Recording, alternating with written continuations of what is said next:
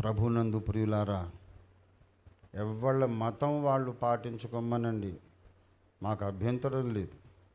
కానీ బైబిల్ను దూషిస్తే మాత్రం మేము ఊరుకోము, మా దేవుడు ఊరుకోడు. భయంకరమైన శాపము దిగొస్తుంది. ఏదో అనుకుంటున్నారు, దేవుడు ఒక మనిషిలాగా ఆ క్షణంలోనే అప్పుడే రియాక్ట్ కాడు. ఆయనకు టైం టేబుల్ ఉంటుంది. కానీ బైబిల్ను దూషించిన ప్రతి ఒక్కడు దిక్కులేని సాగు చచ్చారు ప్రపంచ చరిత్రలో.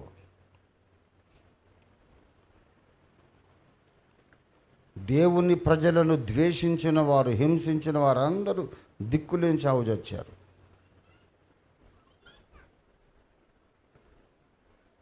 ఎంపరర్ నీరో పొడుచుకొని చచ్చాడు. అడాల్ఫ్ హిట్లర్ తన్ను తాను కాల్చుకొని చచ్చాడు. What about Stalin?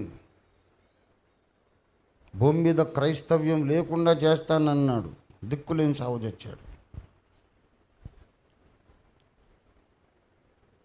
ఖబర్దార్, నోరు మూసుకొని నీ ధర్మం ఏదో, నీ విశ్వాసం ఏదో నువ్వు పాటించుకో, ఎవరికి ఏం అభ్యంతరం లేదు. కానీ బైబిల్ను పట్టుకొని అనరాని మాటలంటే అది సత్యము కాదని నీకే తెలుసు.